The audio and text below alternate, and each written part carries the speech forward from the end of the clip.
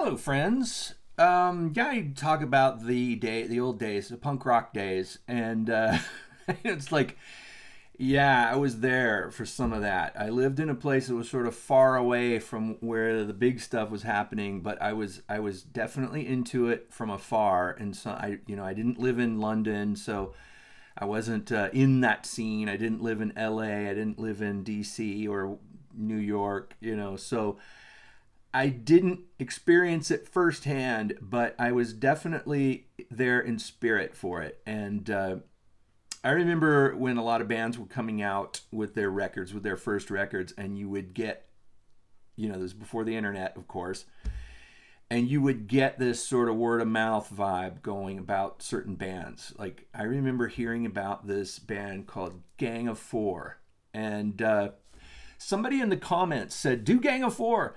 So I can't remember who said that, but whoever did, thank you, because I love Gang of Four. Saw them live, and when they passed through my little town, in not a little town, but Atlanta, Georgia, they played at the 688 Club, and I saw them there, and they were fantastic. Live band, really great. Unfortunately, the guitar player Andy Gill, we lost him a while back.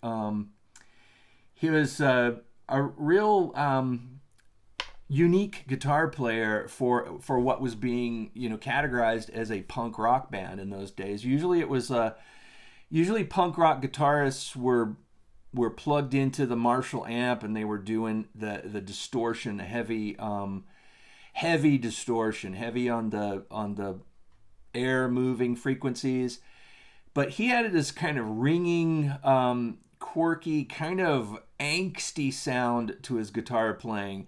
I always thought it was kind of a metallic sound, not like metal, not like heavy metal metallic, but sort of almost like like banging on a piece of sheet steel or something. I don't know if that makes sense, but it was an angry sound that came out of his guitar, and the songs that Gang of Four did were angry songs. They were an angry band. They were sort of political. They would get in your face about certain issues, about involved in politics. They were, of course, left leaning.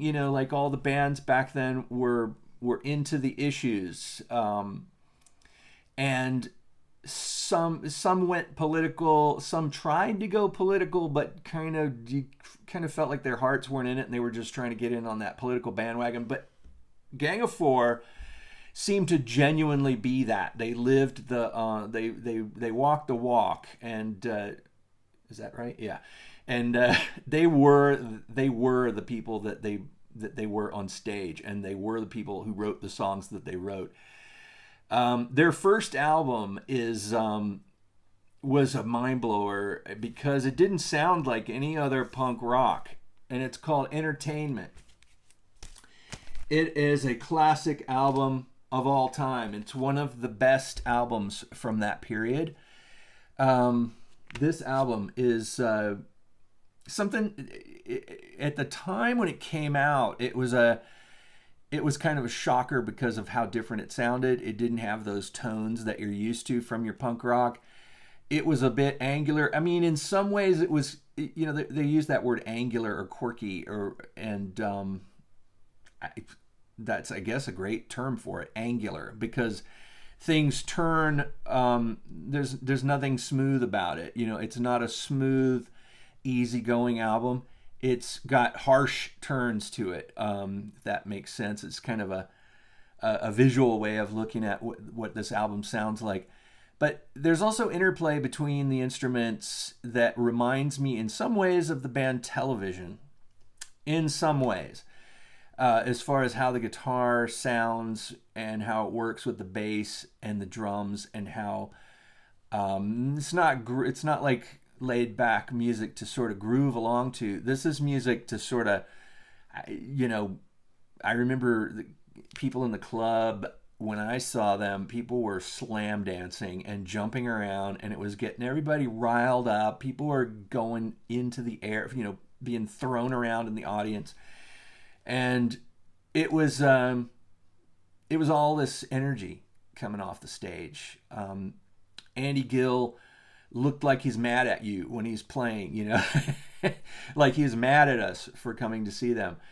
And the singer John King was aggressive.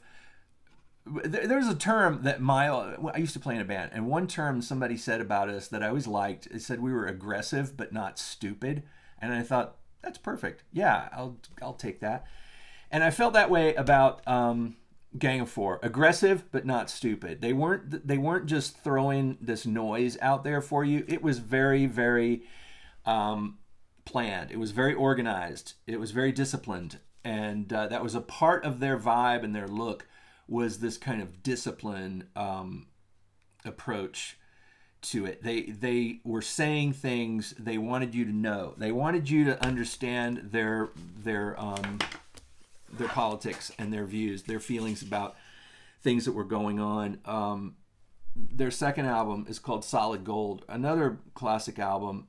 Both of those two albums, there's some dude on the back getting his head cut off.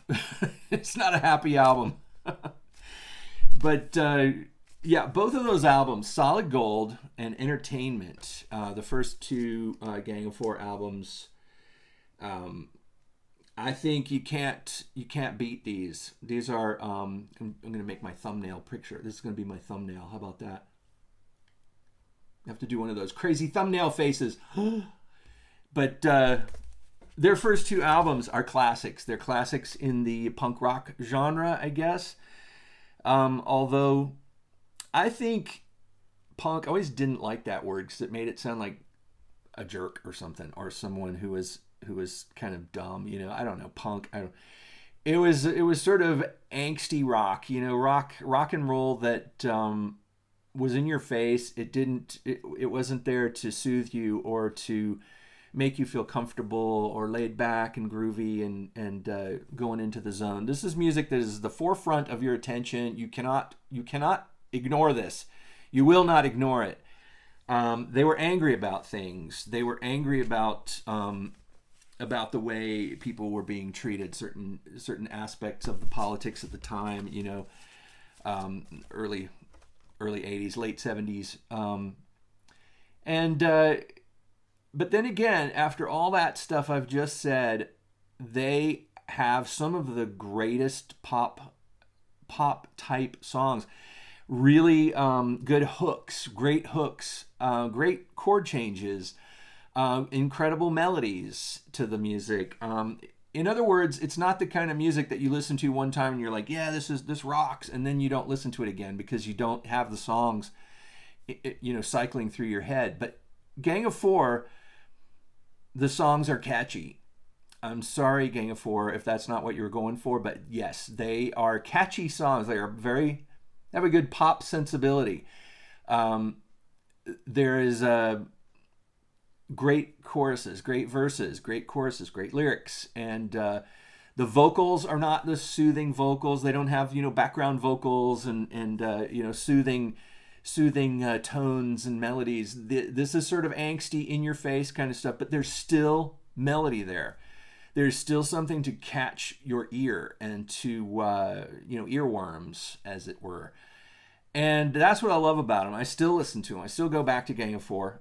Those first two albums are my favorites because I remember how groundbreaking they were when they appeared on the scene, and how suddenly a lot of people's guitars started sounding like Andy Gill's guitar.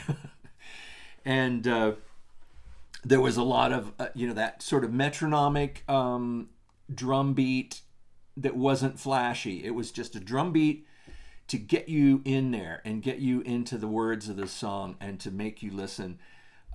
It wasn't, you know, he wasn't playing like flashy stuff.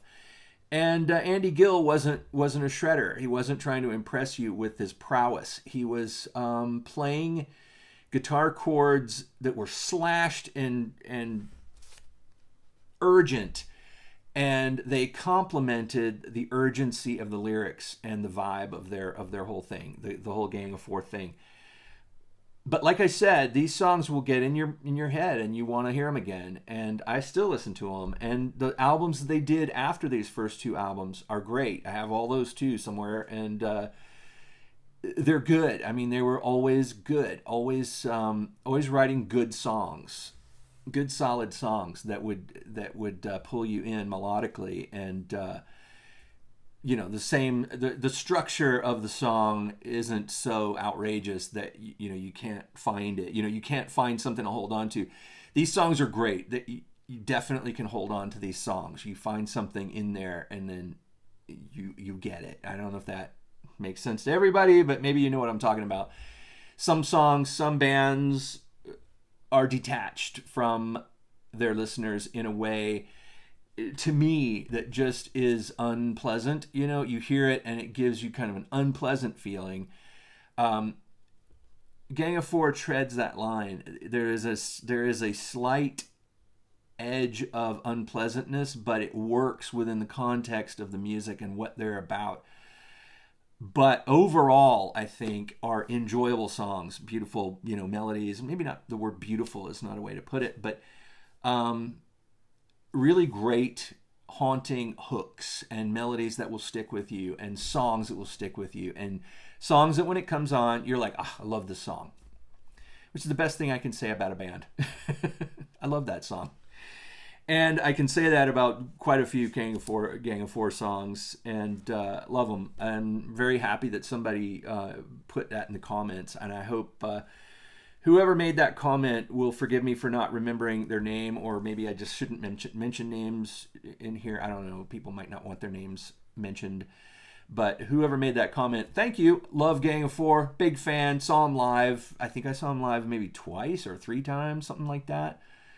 Back in the day, and yeah, they're great. I highly recommend them, and thank you for listening to me rant about another band I like, and I'll talk to you again real soon.